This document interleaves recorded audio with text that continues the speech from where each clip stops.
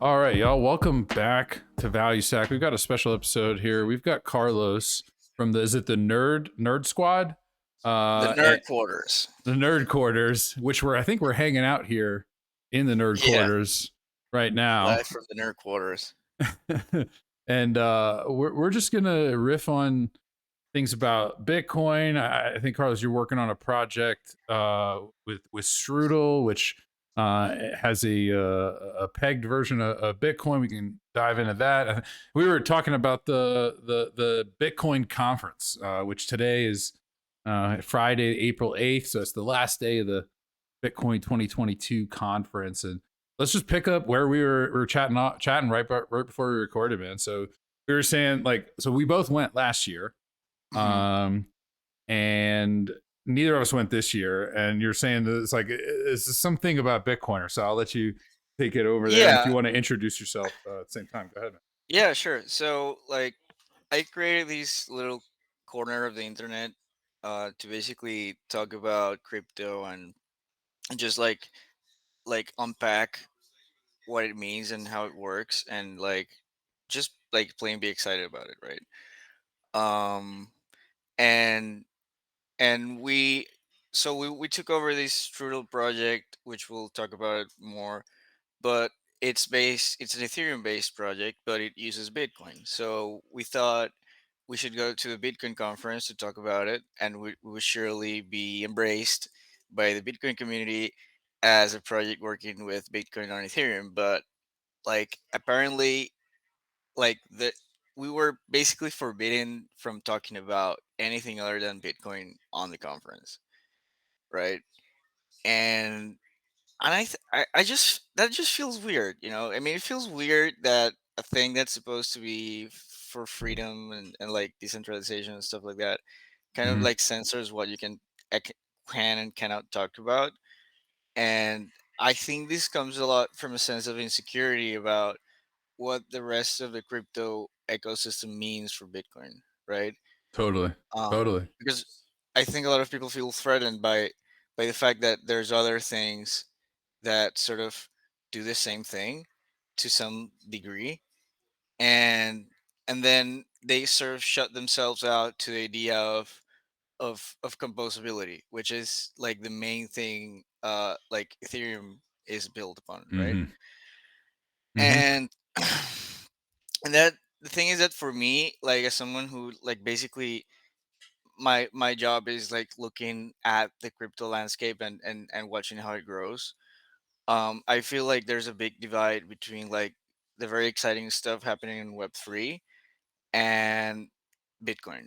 It's like two Yeah. diverging worlds, Yeah, it right? is. I mean, if you've seen like Fidelity, they came out with like their digital assets report called Bitcoin First, Hmm. and they really do the same thing. I mean, they categorize Bitcoin and crypto into two different ecosystems. And yesterday at the conference, Peter Thiel, I believe it was him, did the same thing where he says Ethereum is this sort of high velocity platform, not a store of value, whereas Bitcoin is a low velocity, high Hmm. store of value, and that if we stop trying to say, Bitcoin is the only thing that has any use case in this whole space, we're sort of like missing the point in that, or maybe not missing the point of Bitcoin, but missing what other projects can offer. Right? There's other things that Ethereum does. I mean, we can argue like whether they're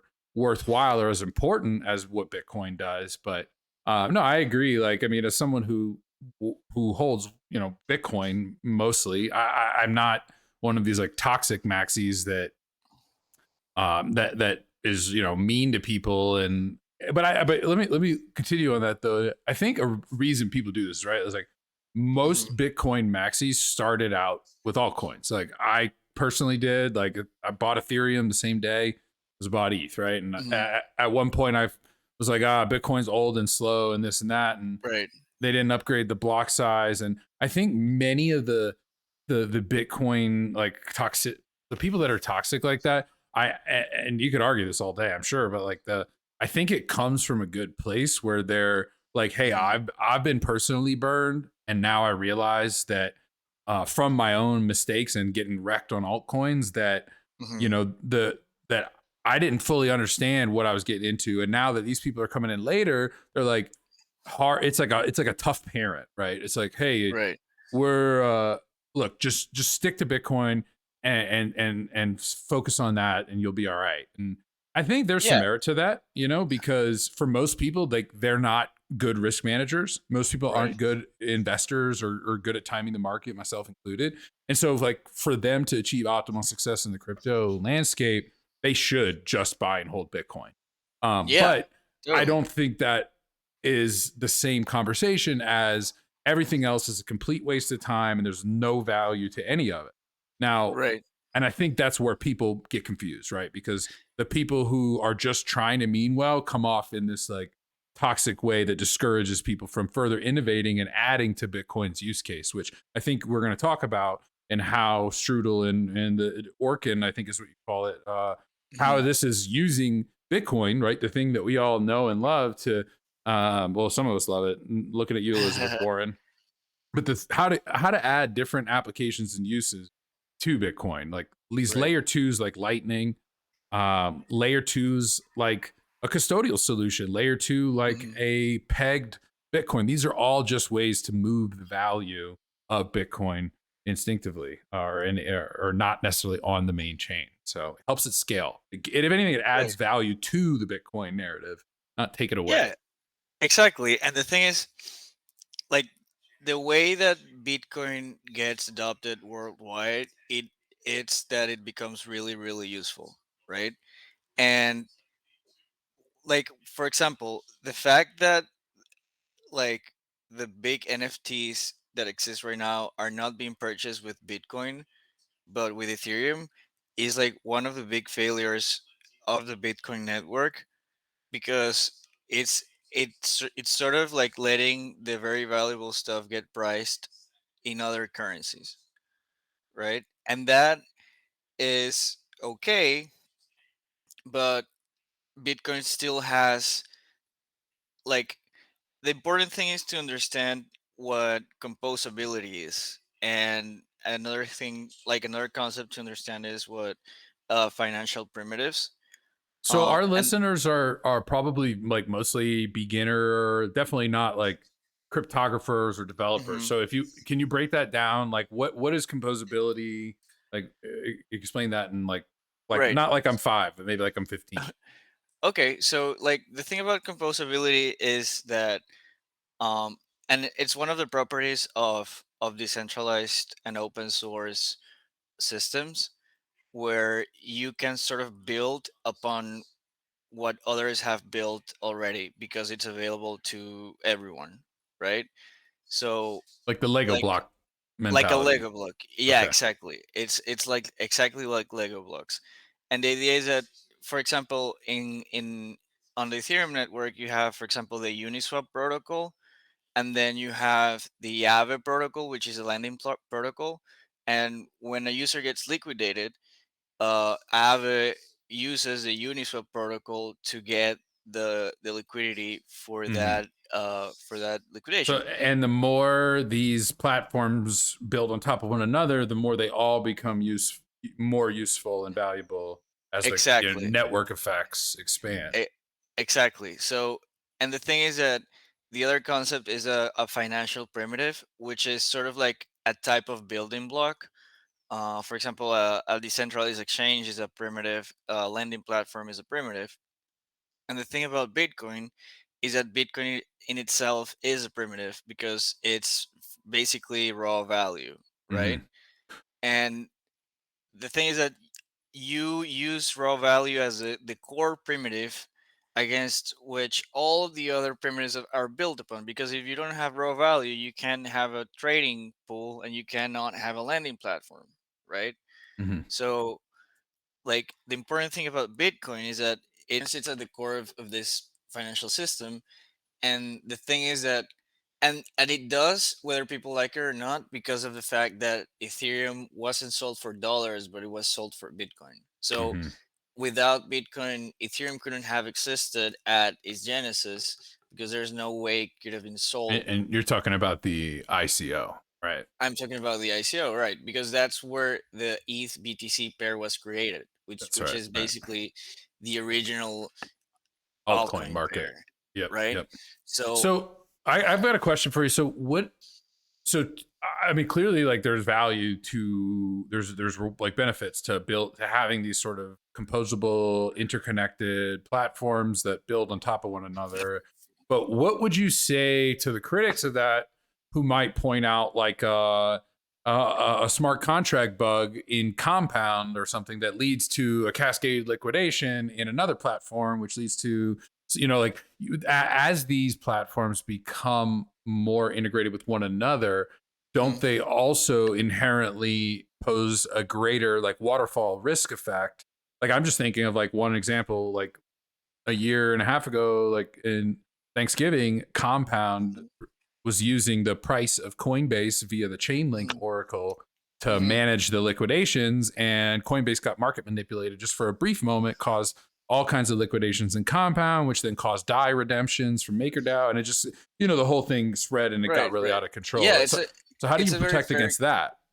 it's a very fair concept, and so I have to introduce yet another new concept, which is called, like, a property of the system is that it is anti-fragile, because what happens when compound when when something goes wrong in this network, and stuff has gone really really wrong, like banks have been cleaned out, like Cream Finance got completely cleaned out, bridges have collapsed entirely. And the thing is that a part of the system can crash, and users of that part of the system can lose money. But at this point, the system is large enough that, like, it's robust enough that it cannot fail at one single point. There's not one single point of failure. And for example, the biggest repositories of liquidity have never been attacked. Like, for example, uh even though, for example, Cream Finance got hacked, I think, for $140 million, and the thing is that that's peanuts compared to the $10 billion that were on Aave at that point, and now there's Right, right, billion dollars on Aave. So, like, there's these strongholds of liquidity. For example, MakerDAO has gone to great lengths to make sure that their protocol is super secure, and since it's an open system, it's basically been battle tested by the whole right, world because it's the biggest prize pool in the world, right? right, right. No, for sure. That's a good point. So I mean, but like inevitably, some of these things, right? Like that's kind of the risk of being early, right? Is like some of them are going to learn from others' mistakes, and hopefully Right. you're not caught holding the one that where the hack or the mistake happens. And I think that to like probably wrap a bow on that before we go into Orkin and what the heck all this is that is exactly why a lot of these Bitcoin maxis are so just vehement on Bitcoin only, because Right. they have been rug pulled. They've been part of that smart contract bug because they were Right. in the earlier days of crypto where those things happen a lot more. So they remember and they're trying to stop their people that they care about from getting burned. Right. Oh yeah, totally. And the cool thing is that, like, now you have, as the thing is that you have more and more tools, right? So every time a new protocol comes out, you get yet another tool to, for example, instead of using your Bitcoin, like, you can take a loan for your Bitcoin on Aave and use some of that USDC as, like, risk on money. And But you can't you can actually do it with your Bitcoin, right? You have to yeah, wrap it. that's the thing. You have to wrap it, right? And Right. that's a good And segue into what I do, right? Because there's a number of wrapping services, right? And for what it's worth, the wrap Bitcoin service is, like, extremely robust. It's a custodian based service that's BitGo, if I remember yeah, correctly, yeah, right? and it's signed by basically every major exchange. And what they do is that they basically control the flows of Bitcoin through this wrapper, and, like, they are the only ones who get to wrap it and wrap it. So they are arbing that consistently for profit, right? Right. Um, and the reserves can be audited in real time, and there's hundreds of thousands of bitcoin, not hundreds of thousands, there's tens of thousands of bitcoins already, maybe hundreds of thousands, I don't know. But the point is that there's a lot of It's bitcoins a that have lot, right, right. more than 1% of the supply already. So Mhm. it I think it's getting into 4 or 5%. But the point is that, and those inflows and the advent of lending platforms is what basically fueled the first DeFi run, right? Because people figured out they could lend for their Borrow against crypto. their yield. Yeah, yeah. Yeah, Borrow and against they their buy it, coins and right, generate yield. and get yield, and their yield was basically risk free because they were doing like ETH Bitcoin pairs on pool 2. So they were getting like 40% per month, so they were making a shitload of money. And then it all Right. Ooh. collapsed. DeFi summer. I remember those Yeah, and days. people made a lot of money. And the thing is, and that's to what I was talking about, anti-fragility, that the whole system was wiped out. Like basically everyone who was in the system and didn't cash out got liquidated, Right. like me included. And then there's this thing about getting liquidated, which is like the system is working as intended, and it basically heals itself. And the cool thing about crypto is that it's all over collateralized. So like if you compare it to the traditional financial system, which is all over collateralized, Or it under basically, collateralized, you mean? right, it's under collateralized, and by a lot. Right. It Like by infinity, because there ain't nothing at right, there's no gold in right. Fort Knox. Right, basically, yeah, by infinity, right? And in contrast, the whole crypto system is over collateralized, so it can crash, and it's anti-fragile because it just gets redistributed, and it comes back with more liquidity. So let's talk Because about types of collateral. So Mhm. we're talking about like degrees of collateralization, but not Right, all collateral is equal, right? So, for right, example, one of the reasons people really like to borrow against their Bitcoin is because it's highly liquid, it's hmm, global, it's hmm, fungible. You can't hmm, say this now. People do the same thing. They borrow against their homes in the form of a home equity line of credit. right, They borrow against their equity portfolios in the form of margin. hmm, These things exist in other assets, but the reason this market has taken off so much in Bitcoin is because of that. It's all of hmm, them are fungible and it's liquid. It trades 24/7, and because of that, there if you do get liquidated, it's a more efficient market. There's a right, buyer somewhere in the world at that moment willing to pay that price to take that piece of collateral from you exactly. and get the market. Whereas in a real estate market, for example, it may be well marked up above what it's actually worth. And let's say the collateral actually falls 80%. This is exactly before people buy it. This is exactly what Hmm, happened in 2008, right? People thought hmm, they had all of this value in their homes, which they then borrowed against to buy more homes. But when the chairs stopped, they realized that not only did like the value that they thought they could borrow against evaporated, which then made their hmm, loans due. But then when the banks went to go take the collateral, they couldn't even break even on their loans because they right, over lent, right? So the reason I'm explaining this is that one thing I think about when I look at like borrowing against Bitcoin is like what other assets are in the collateral pool. So, for example, hmm, I think you mentioned Cream Finance. I hmm, like this is like the bottom of the basement, like compound fork, which basically like had the shittiest of the shit coins in its right, collateral pool. So, one of my concerns as a somebody who deals with Bitcoin is that if I were to put my Bitcoin in a collateral pool, let's say it's over collateralized, but only let's say it's 150% over collateralized. Well, what if that collateral actually like it goes to zero, right? And or like what if there's like a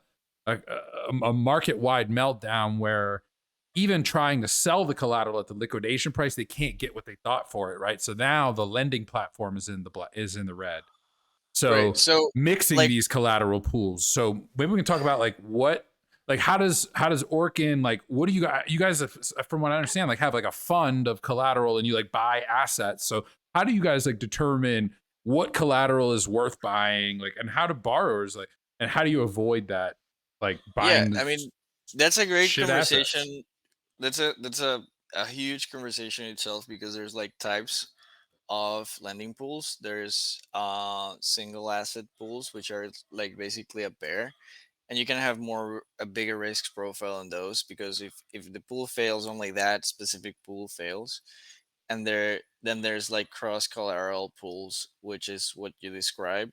Right. um and like, for example, on compound, the the the job of the platform is to get good collaterals on the platform. And for what it's worth, on Aave, the same thing. There's like a very high threshold for them to get into the lending pool.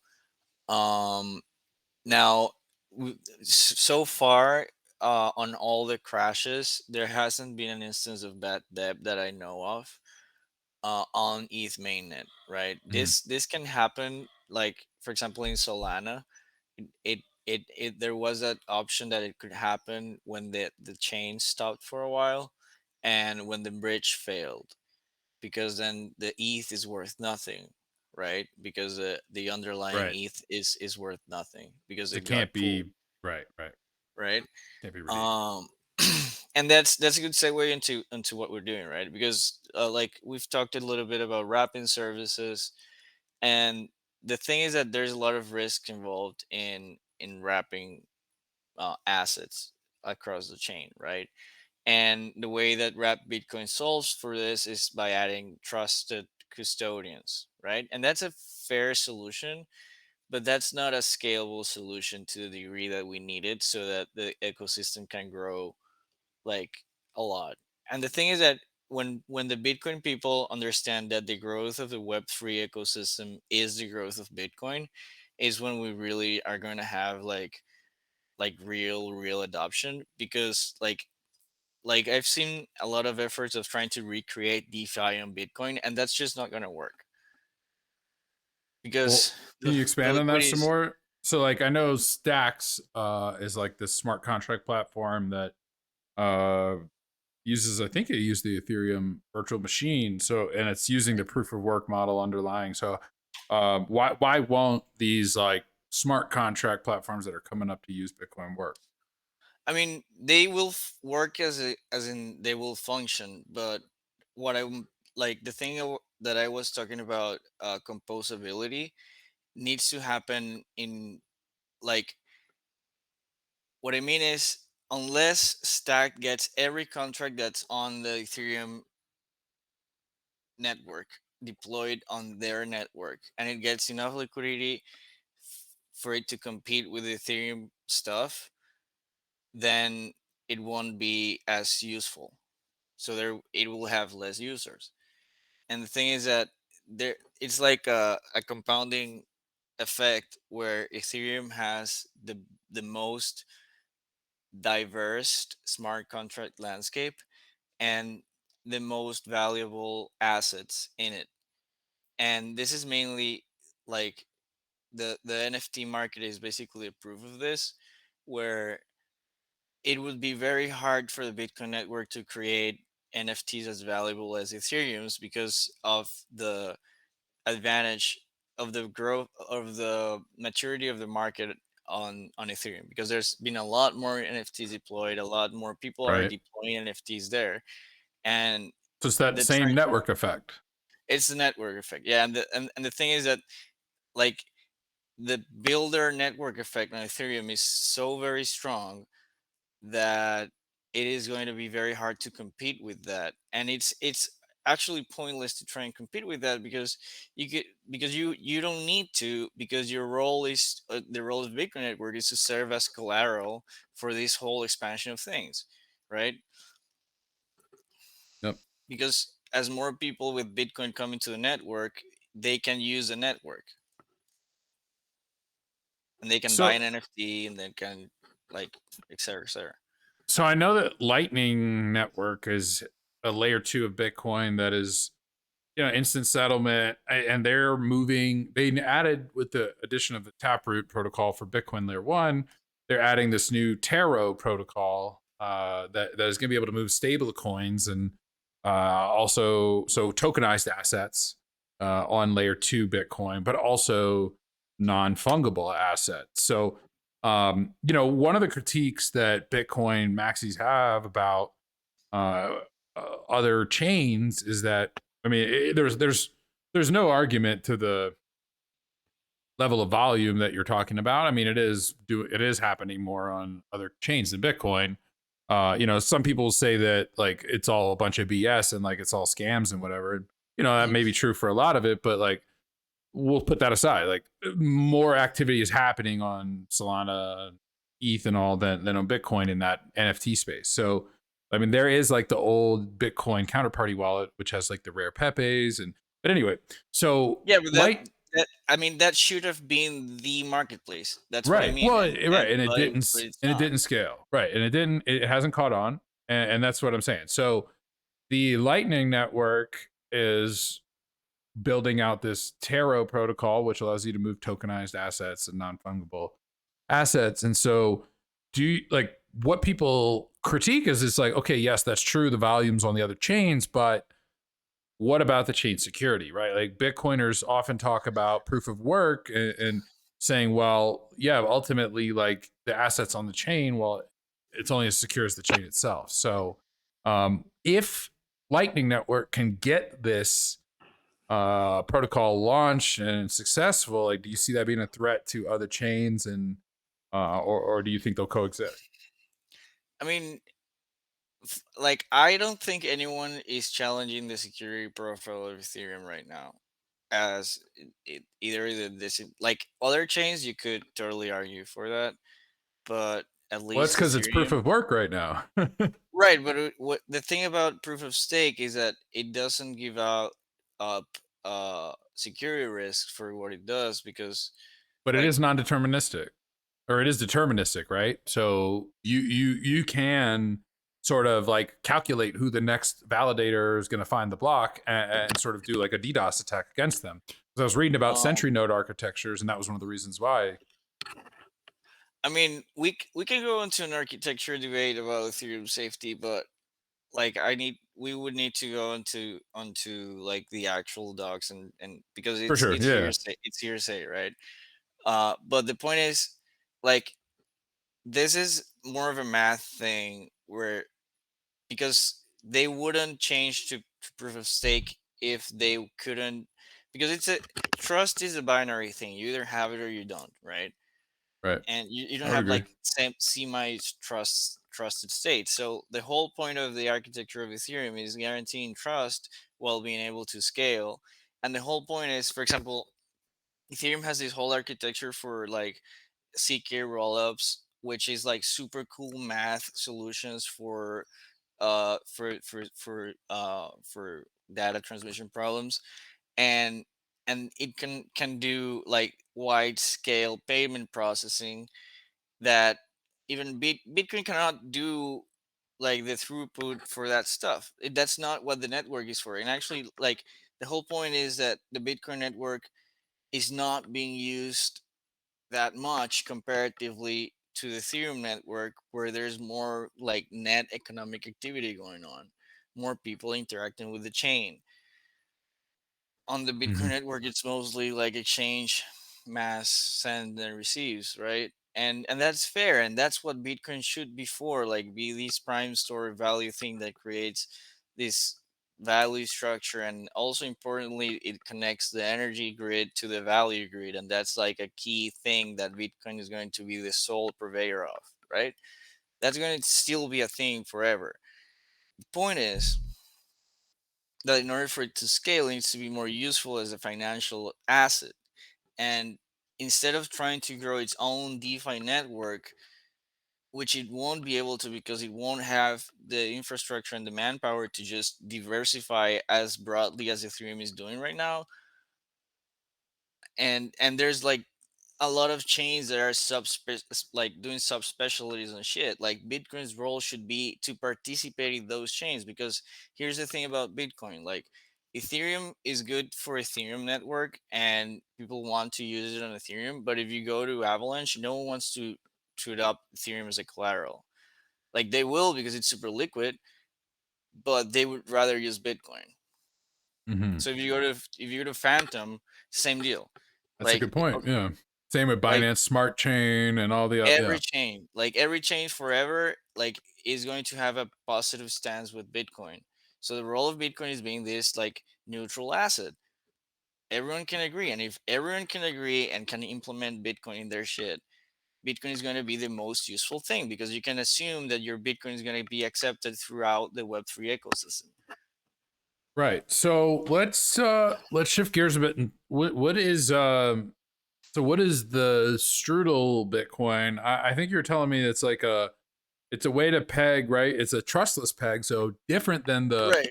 wrapped Bitcoin that we were talking about 10 minutes ago. Um, so what is vBTC?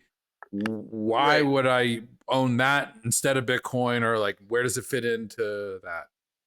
So the whole thesis is that I have this observation is that most of the Bitcoins that enter the Web3 ecosystem stay there forever, basically. They just get bridged like further and deeper into the ecosystem, get loaned against, and they get stuck basically on chain, right? Mhm. And the other part of the thesis is that if the whole world adopts the Web3 ecosystem, that's where they should be, So you're right? saying that the wrapped Bitcoin aren't getting unwrapped, at least the majority of them. Right. Like for the most part, They're right? staying there. But Right. people like the option to have that option. Right? People want the Right. And option, right? the thing is that Because it I hedges am the not uncertainty. right, and I'm not saying abolish wrap Bitcoin. Like, and the thing is, like, if you have wrap Bitcoin, you can't actually unwrap it yourself. You Right. have to sell it So on Binance or something like that. Only mhm. these guys can.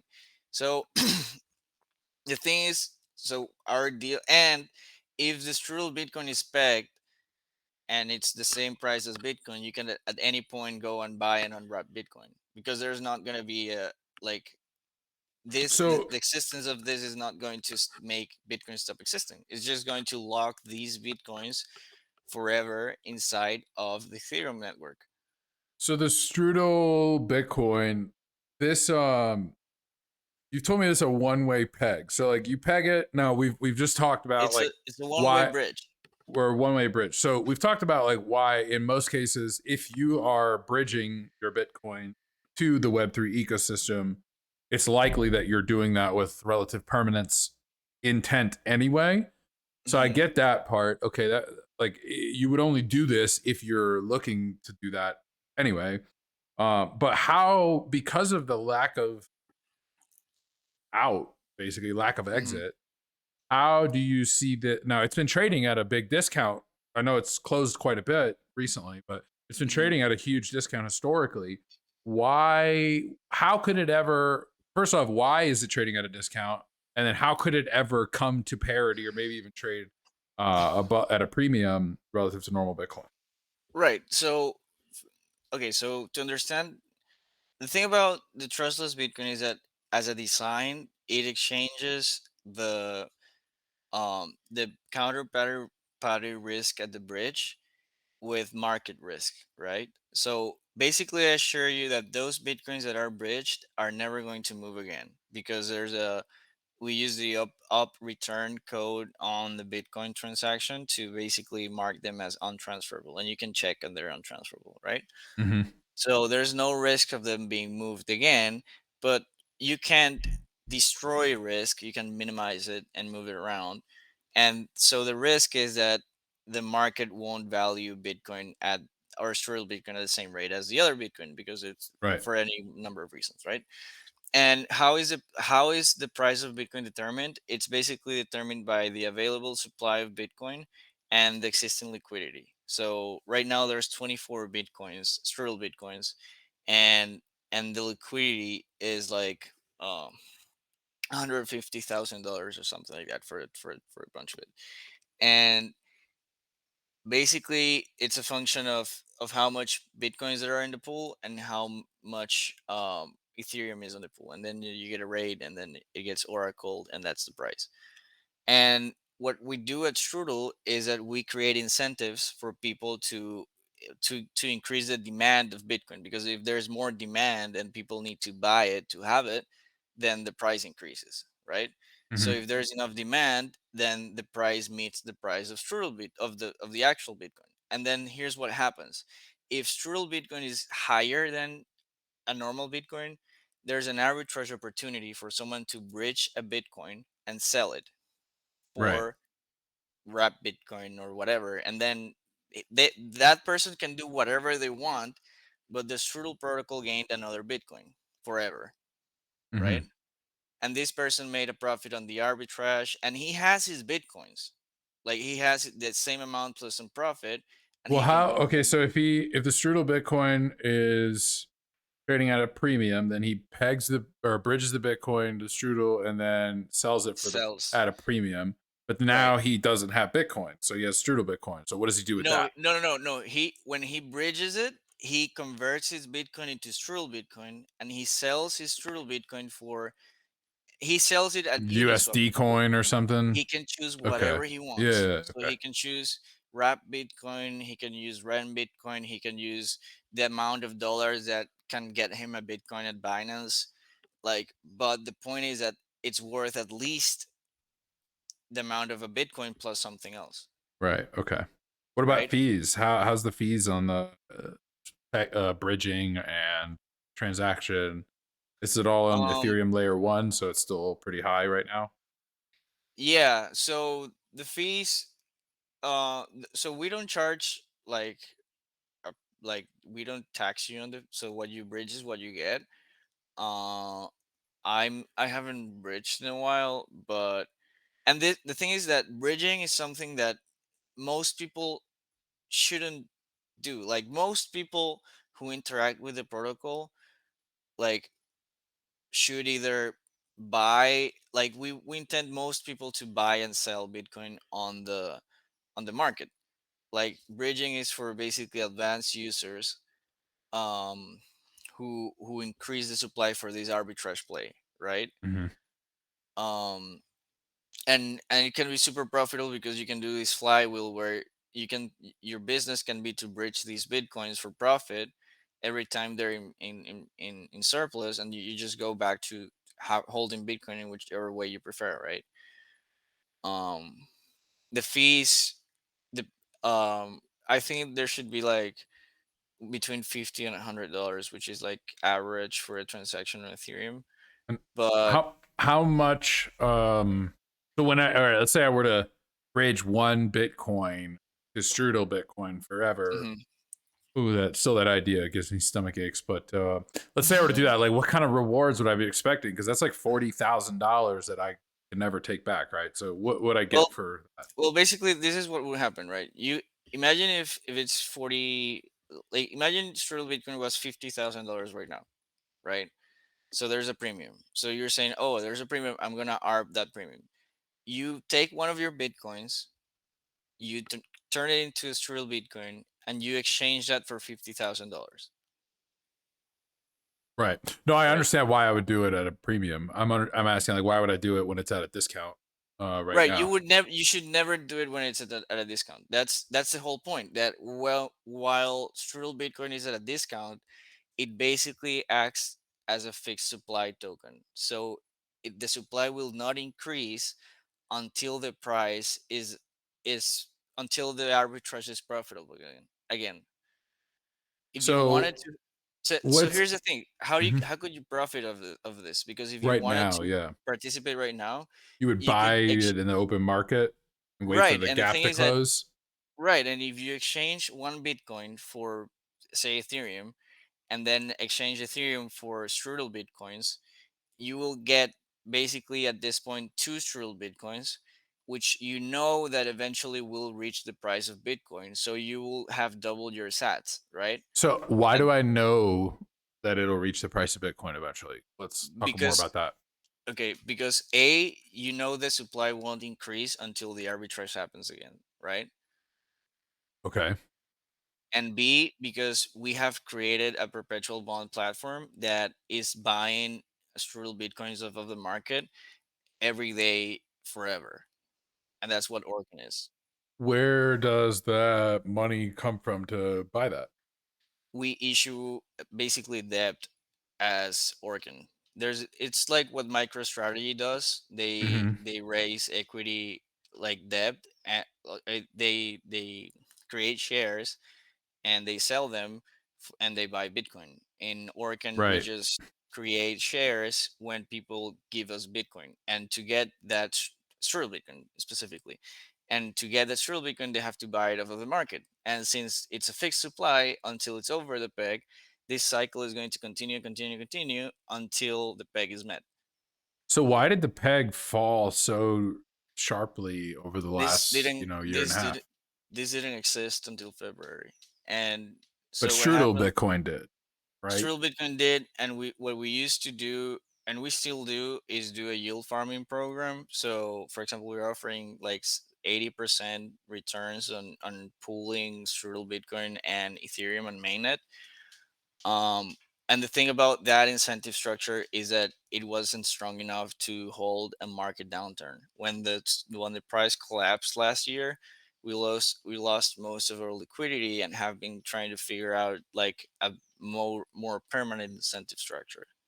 Okay. So what would you say to those same critics today who might offer that same rebuttal right now? Like what has changed? Why would it not, you know, I widen mean, because the gap you widen again?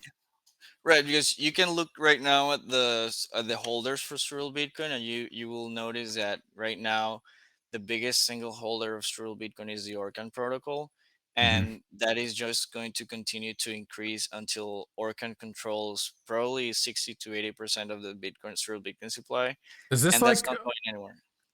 a convex curve thing where it's like a DAO taking It's over a more like an protocol?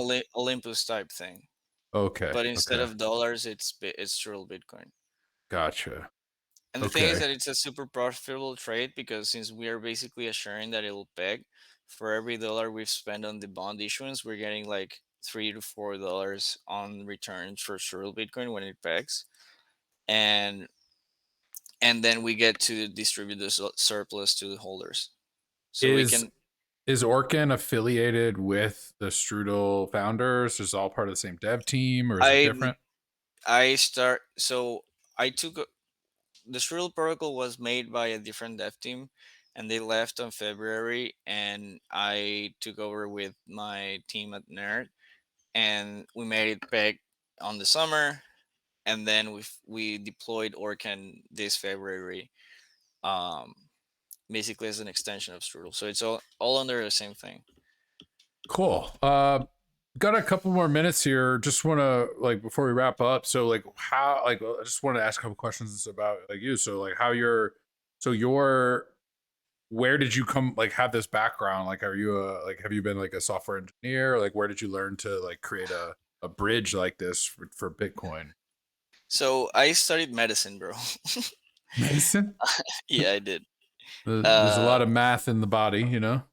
yeah, I mean, I used to do statistic analysis, and I published a couple of papers, uh, like random research stuff, but I did a lot of statistics and stuff. So like I'm very familiar with data structures and stuff like that.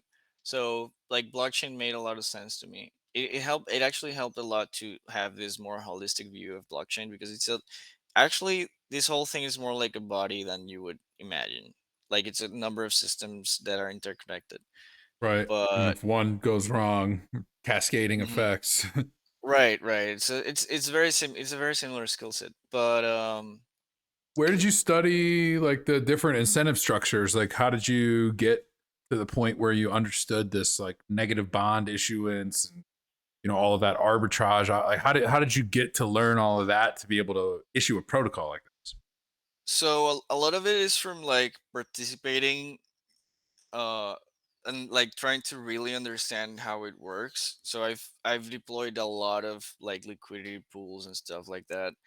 And there's a lot of like game theory because there's a lot of abstraction going on where you can apply the same sort of principles to a lot of different things, and then basically interacting with these protocols, and like what I when I talk about composability, that's the cool thing, is that you don't have to redo the work that's already been done, but you have to implement it in novel ways, right? So for example, with Organ, like what we did is we copied the Olympus code base, but we're using it for our own specific purpose, right? So it's like implementing a tool. Mhm. The bridge development that was made by some like huge big brains that wrote the initial protocol, and that's one of the things that just drew me in because it's such a great work. It's a very nice piece of code. um and we've been just operating it and building on top of it basically, rather than. Okay, got it. Yeah, so I mean, that's one of the cool things about Bitcoin and and crypto in general is that anybody can be a contributor with enough. Mhm. Find your way that you can add value to a project or to ecosystem. If you're Yeah, and that's a do lot what of you're what good we at. do with Nerd. Like my whole community is meant to basically try and talk about this stuff and sort of like unwrap it and think about ways to use it, like in like to our own like means and intentions, right? Yep. Yeah. Well, where can we find the nerds? How can our listeners find you on the webs? So I'm ATOXNQ on Twitter. I'll send you a bunch of links so that you can put it on the description because I have a bunch of yats that are cool to share. So I'll share like the Strudel yat and an invite for a nerd quarter so people can join. I would love to have everyone in and just have a nice conversation. Awesome, man. Well, Carlos, thanks. We're gonna wrap it here, man. Thank you so much for coming on Value Stack Podcast, giving our listeners a bit of a different take than the normal, toxic Bitcoin maximalism that we oh so dearly know and love here on this show. No, I really do sincerely appreciate your perspectives, and I'm gonna look more into this protocol. I can't say that I'm sold, like fully honest, but I think that you present it in a very forthcoming way and gives me a lot of things to to think about. So I appreciate that. Yeah, that's great. I really enjoyed the conversation. Hope you can invite me again to talk about stuff. I really enjoyed it. Heck yeah. Well, thank you guys for listening to Value Stack Podcast. We'll see you next time.